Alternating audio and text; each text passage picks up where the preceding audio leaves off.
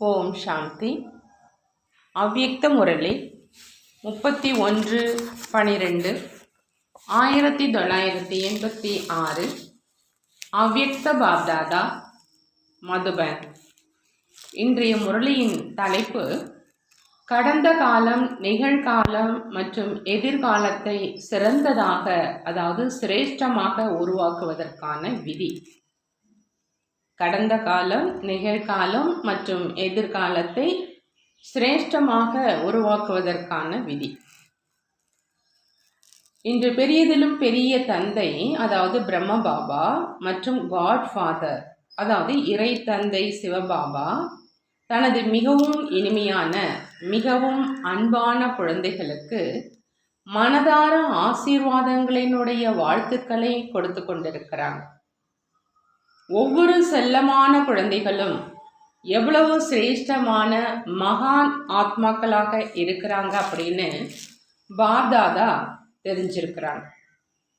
ஒவ்வொரு குழந்தைகளினுடைய மகான் தன்மை மற்றும் தூய்மையினுடைய தன்மை பாபா கிட்ட நம்பர் வாராக சென்றடையுது.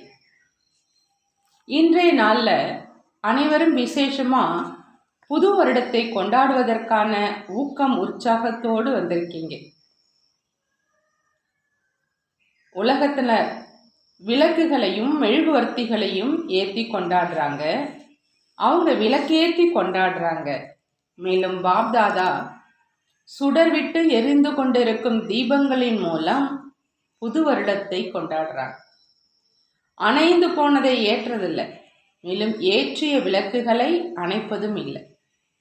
அப்படிப்பட்ட லட்சக்கணக்கானவர்களின் ஏற்றியுள்ள ஆன்மீக ஜோதிகளின் குழுவினரோடு சேர்ந்து வருடத்தை கொண்டாடுவது, இது பாபா மற்றும் குழந்தைகளாகிய உங்களை தவிர வேறு யாராலுமே கொண்டாட முடியாது அப்படின்னு பாபா சொல்றாங்க.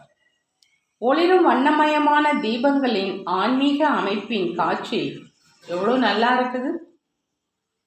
அனைவருடைய ஆன்மீக ஜோதியும் பிரகாசமாகவும் ஒரே சீராகவும் ஜொலித்துட்டு இருக்குது. அனைவருடைய மனதிலும் ஒரே ஒரு பாபா. இந்த ஆர்வம்தான் ஆன்மீக தீபங்களையும் சுடர்விட்டு எரிய வைக்கிறது.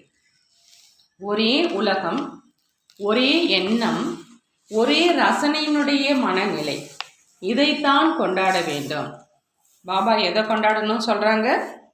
ஒரே உலகம், ஒரே எண்ணம், ஒரே ரசனையினுடைய மனநிலை, இதை கொண்டாடணும். இதைத்தான் செய்யணும். இதன் மூலம்தான் காலத்துக்கு விடை கொடுத்தல் மற்றும் வாழ்த்துக்கள் இரண்டினுடைய சங்கமம். பழையவற்றிற்கு விடை கொடுத்தல் மற்றும் புதிய யுகத்திற்கான வாழ்த்துக்கள் பாபா தெரிவிக்கிறார். இந்த சங்கம யுகத்துல அனைவரும் வந்து சேர்ந்துட்டீங்க. ஆகையினால பழைய எண்ணங்கள் மற்றும் புது யுகத்திற்கான ஊக்கம், உற்சாகத்தோடு பறப்பதற்காகவும் கூட வாழ்த்துக்கள் பாபா தெரிவிக்கிறார். இது எப்போ நிகழ்காலமாக இருக்குதோ அது சிறிது நேரத்துக்கு பிறகு கடந்த நேரமாக ஆயிடுது. நடந்து கொண்டிருக்கும் வருடம் அது இரவு 12 மணிக்கு கடந்த காலமாக ஆயிடுது. இந்த சமயம் நிகழ்காலம் அப்படின்னு சொல்லலாம். மேலும் நாளைய தினத்தை எதிர்காலம், அதாவது வருங்காலம் அப்படின்னு சொல்றாங்க. கடந்த காலம், நிகழ்காலம் மற்றும் எதிர்காலம், இந்த மூன்றினுடைய விளையாட்டு தான் நடக்குது. இந்த 3 வார்த்தைகளை இந்த புதிய வருடத்துல புதுமையான முறையில பாப்தாதா பயன்படுத்த சொல்றாங்க. எப்படி பயன்படுத்துவது? கடந்த காலத்தை சதா பாஸ் வித் ஆனர் ஆகி கடந்து செல்லணும். கடந்த காலத்தை சதா பாஸ் வித் ஆனராக ஆகி கடந்து செல்லணும். அதாவது மரியாதையோடு தேர்ச்சி பெற்று கடந்து செல்லணும். நடந்தது நடந்து முடிந்ததாக ஆகியே தீரணும். ஆனால் எப்படி கடக்கணும்? நேரம் கடந்துருச்சு, இந்த காட்சியும் கடந்துருச்சு அப்படின்னு சொல்கிறாங்க இல்லையா? ஆனால் பாஸ் வித் ஆனர் ஆகி கடந்து சென்றீங்களா?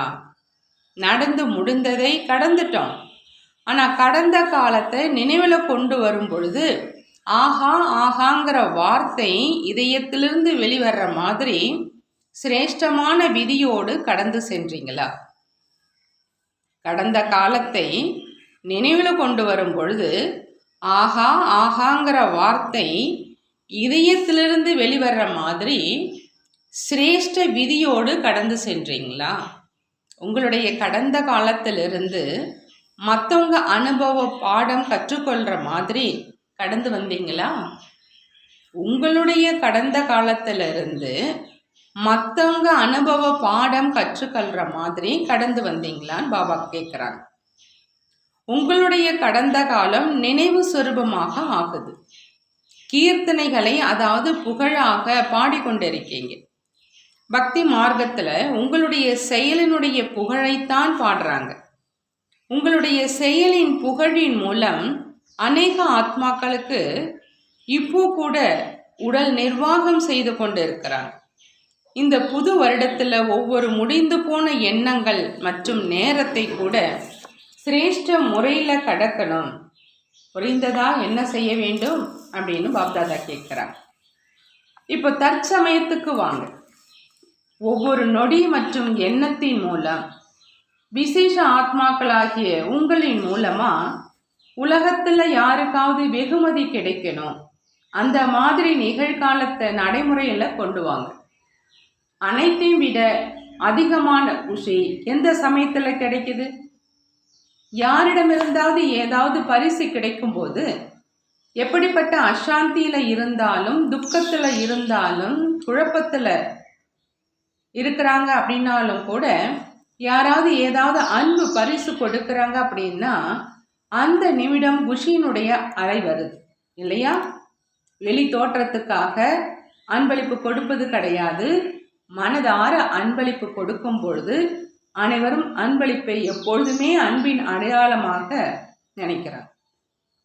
அன்பளிப்பாக கொடுக்கப்பட்ட அந்த பொருளினுடைய மதிப்பு அன்புக்குத்தான் கொடுக்கப்படுது, பொருளுக்கு கிடையாது. ஆகையினால நிகழ்காலத்தில் அன்பளிப்பு கொடுப்பதற்கான அந்த விதியின் மூலம் வளர்ச்சியை அடைந்து கொண்டிருக்கணும். புரிந்ததா? எளிதானதா அல்லது கடினமானதான் அப்படின்னு பாபா கேட்குறாங்க.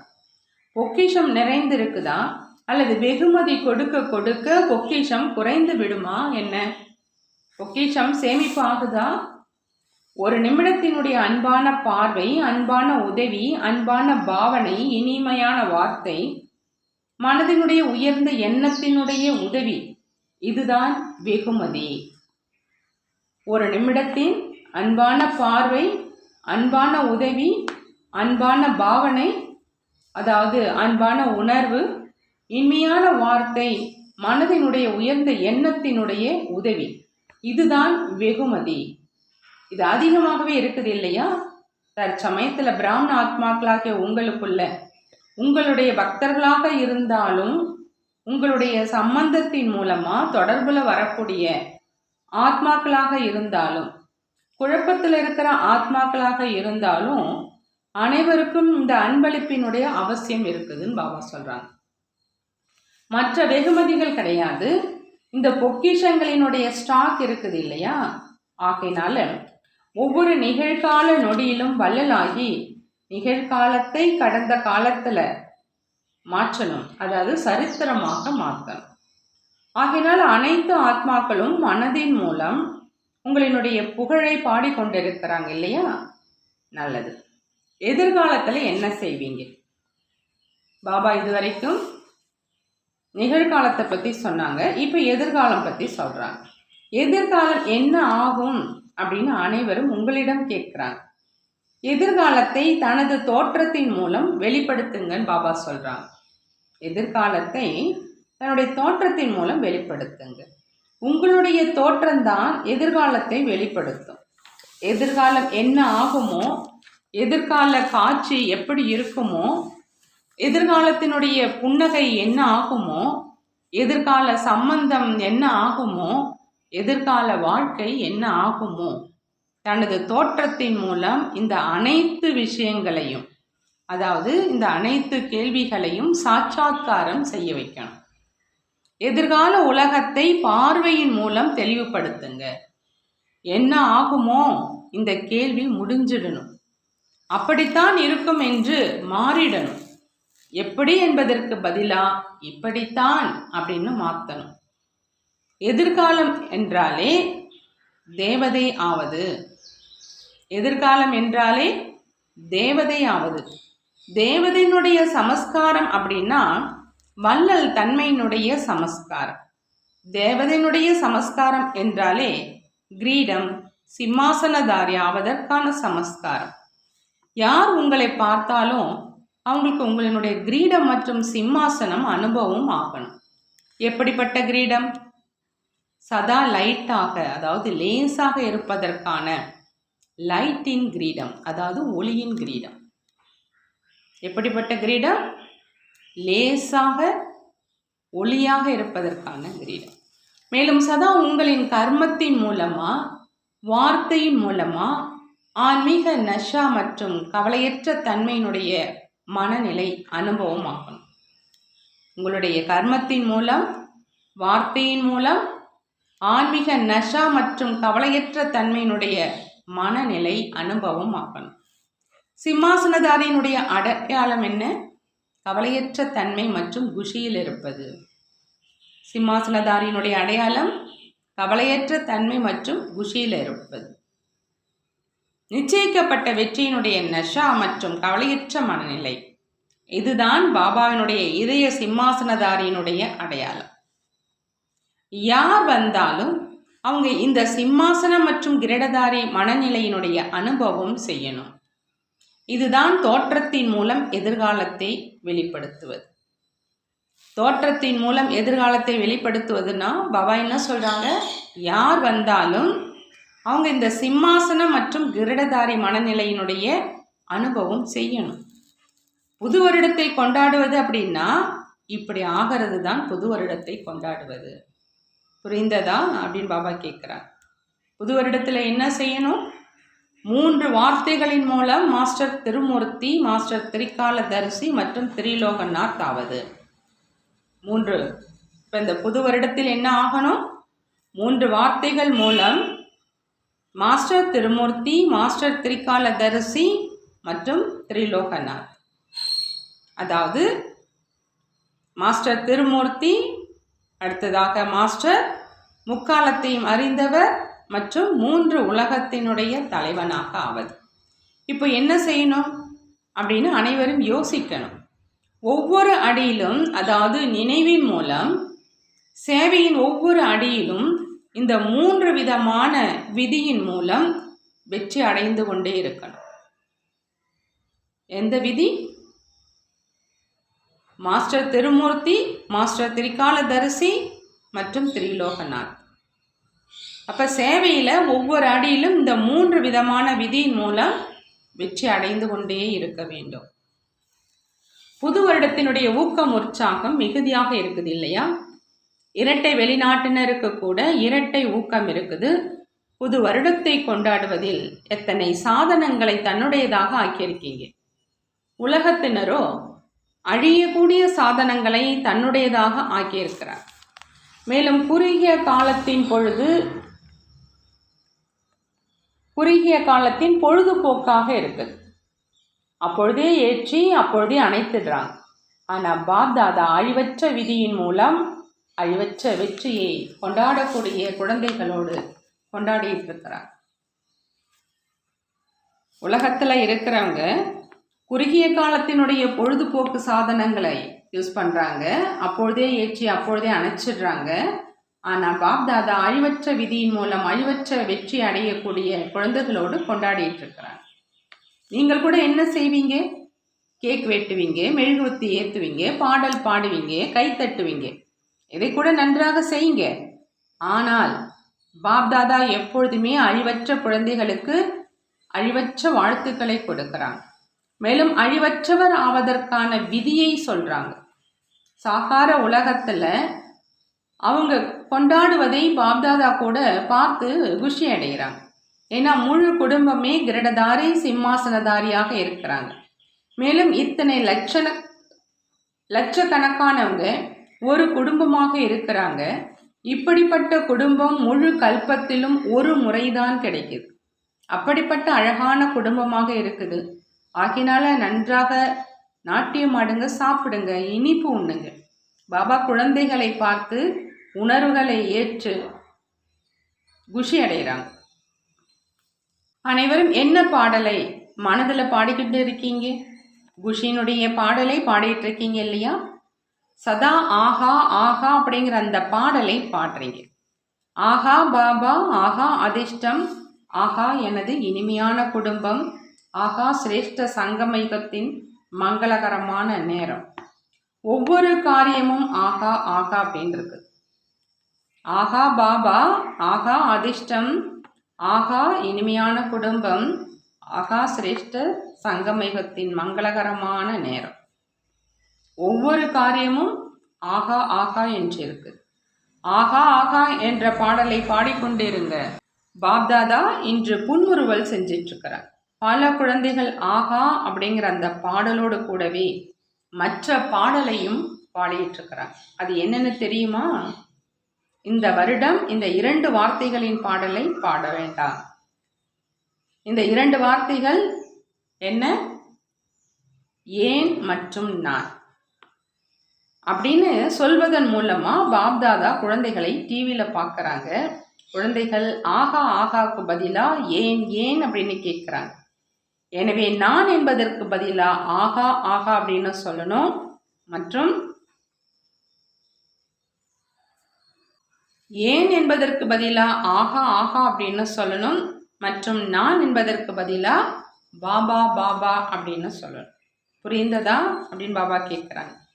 யாரா இருந்தாலும் எப்படி இருந்தாலும் பாப்தாதா அன்பானவராக இருக்கிறார்.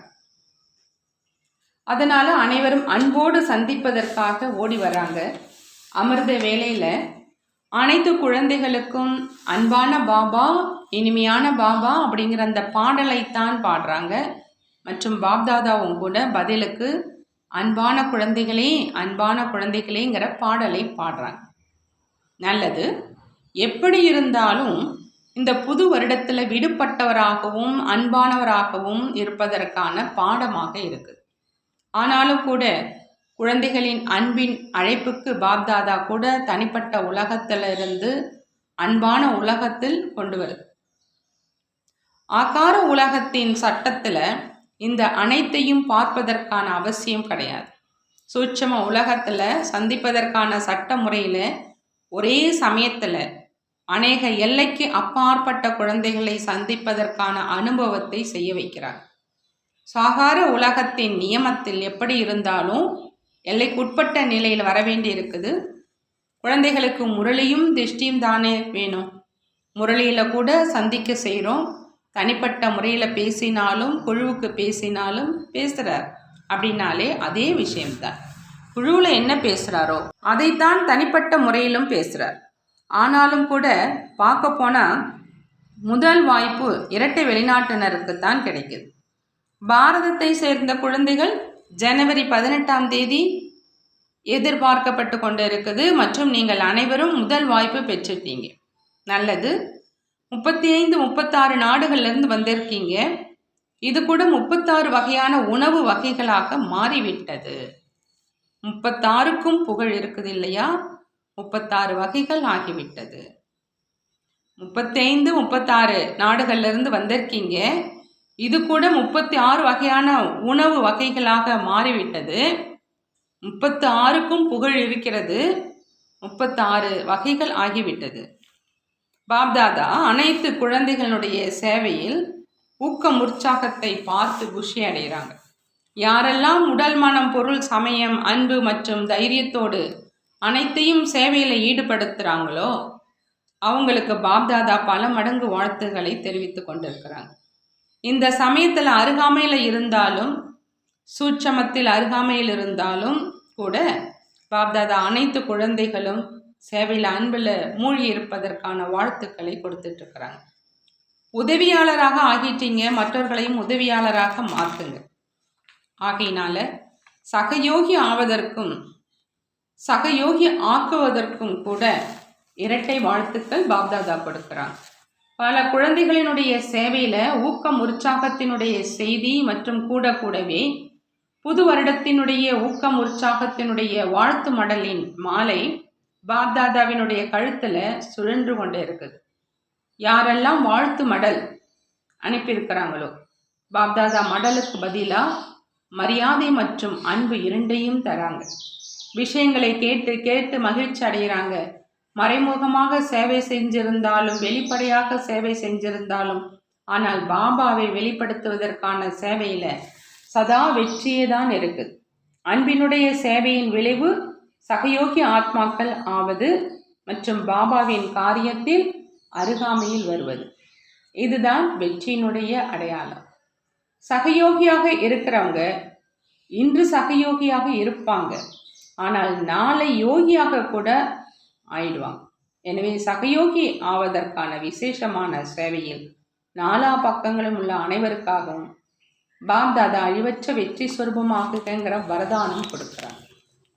நல்லது.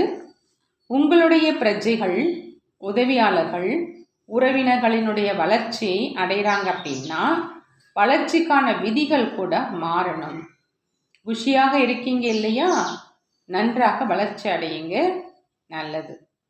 எப்பொழுதுமே அன்பானவராக இருக்கும் அனைவருக்கும் சதா உதவியாளராக மாற்றக்கூடிய, சதா வாழ்த்துக்களை பெறக்கூடிய, சதா ஒவ்வொரு நொடியும் ஒவ்வொரு எண்ணத்திலும் உயர்ந்ததிலும் உயர்ந்ததாக புகழுக்கு தகுதி உடையராக மாற்றக்கூடிய, சதா வள்ளலாகி அனைவருக்கும் அன்பு மற்றும் உதவி தரக்கூடிய அப்படிப்பட்ட சிரேஷ்ட மகான் பாக்கியசாலி ஆத்மாக்களுக்கு பாப்தாதாவின் அன்பு நினைவுகள் மற்றும் சங்கமேகத்தின் இரவு வணக்கம் மற்றும் காலை வணக்கம். நாமும் நம்மளுடைய பாப்தாதாவுக்கு அன்பு நினைவுகள் மற்றும் நமஸ்காரத்தை தெரிவிப்போம்.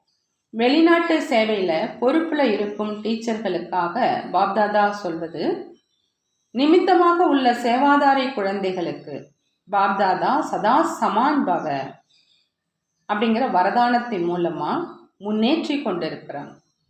பாப்தாதா அனைவருக்கும் பாண்டவர்களாக, சக்திகளாக யாரெல்லாம் சேவைக்கு நிமித்தமாக இருக்கிறாங்களோ, அதாவது சகோதரர்களாக, சகோதரிகளாக யாரெல்லாம் சேவைக்கு நிமித்தமாக பொறுப்பில் இருக்கிறாங்களோ அவங்க அனைவரையும் விசேஷமான கோடானு கோடி மடங்கு சிரேஷ்ட ஆத்மாக்களாக புரிந்திருக்கிறாங்க.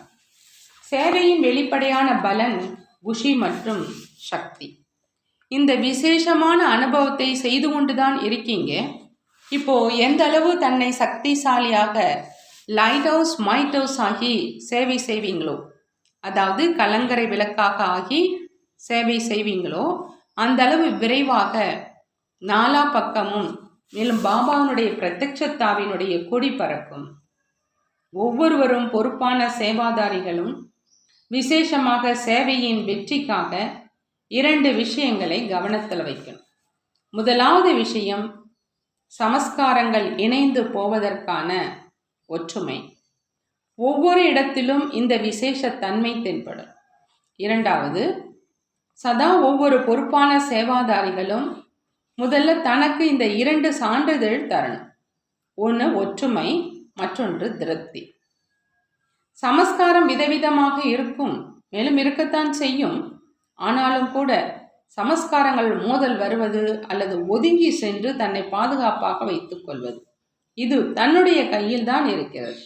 எது நடந்தாலும் ஒருவேளை ஏதாவது சமஸ்காரம் அப்படி இருந்தால் மற்றொருவர் கைத்தட்ட வேண்டாம், அதாவது ஒத்துப்போக வேண்டாம். மற்றவர்களிடம் மாற்றம் ஏற்படுதோ இல்லையோ, ஆனால் நீங்கள் மாற்றிக்கொள்ள முடியும் இல்லையா? ஒருவேளை ஒவ்வொருவரும் தன்னை மாற்றிக்கொள்றாங்க, புலநடக்கக்கூடிய அந்த சக்தியை தாரணை செய்கிறீங்க அப்படின்னா மற்றவர்களுடைய சமஸ்காரம் கூட அவசியம் சீத்தளமாக ஆயிடும். ஆகையினால ஒருவர் மற்றவர்களிடம் அன்பான உணர்வோடு, உயர்ந்த உணர்வோடு தொடர்புல வாங்க. ஏன்னா நிமித்தமான சேவாதாரி என்றாலே பாபாவை வெளிப்படுத்தும் கண்ணாடி. ஆகையினால் உங்களுடைய நடைமுறை வாழ்க்கை தான் பாபாவை வெளிப்படுத்தும் கண்ணாடி. ஆகையால் எப்பொழுதுமே பாபா யாராக இருக்கிறாரோ, எப்படியாக இருக்கிறாரோ அப்படியே வெளிப்படுத்தும் கண்ணாடியாக நமது வாழ்க்கை இருக்கணும். மற்றபடி முயற்சி மிகவும் நன்றாக செய்கிறீங்க, தைரியம் கூட நன்றாகவே வைக்கிறீங்க, சேவையின் வளர்ச்சிக்கான ஊக்கம் கூட மிக நன்றாக இருக்குது. ஆகையால் வளர்ச்சி அடைந்து கொண்டிருக்கீங்க, சேவை செய்வது கூட நன்றாக இருக்குது. இப்பொழுது பாபாவை வெளிப்படுத்துவதற்காக நடைமுறை வாழ்க்கையை சதா வெளிப்படுத்துங்க. இந்த ஞானத்தின் தாரணை செய்வதில் நம்பர் 1ஆகத்தான் இருக்கீங்க. ஆனால் சமஸ்காரம் இணைவதில் கூட முதல் நம்பரில் இருக்கிறோம் என்று அனைவரும் சேர்ந்து ஒருமித்த குரலில் சொல்லுங்கள்.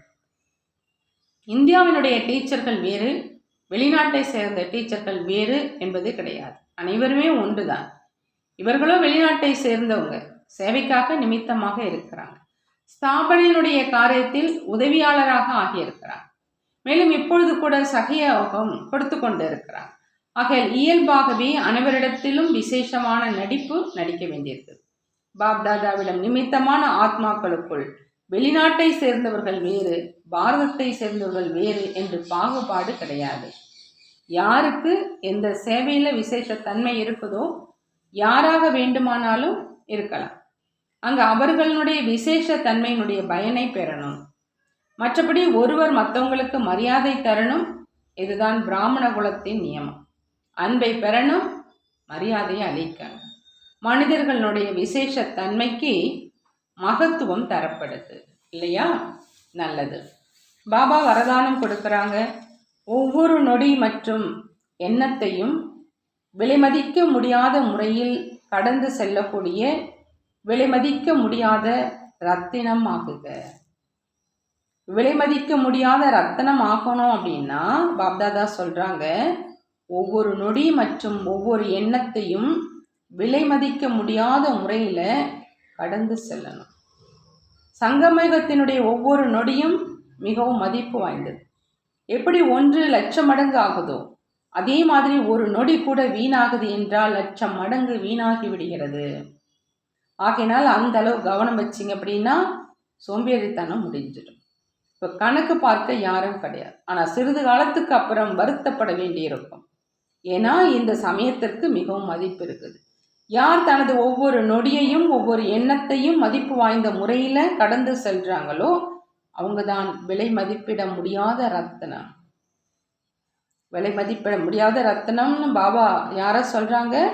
யார் தனது ஒவ்வொரு நொடியையும் ஒவ்வொரு எண்ணத்தையும் மதிப்பு வாய்ந்த முறையில் கடந்து செல்றாங்களோ அவங்க தான்.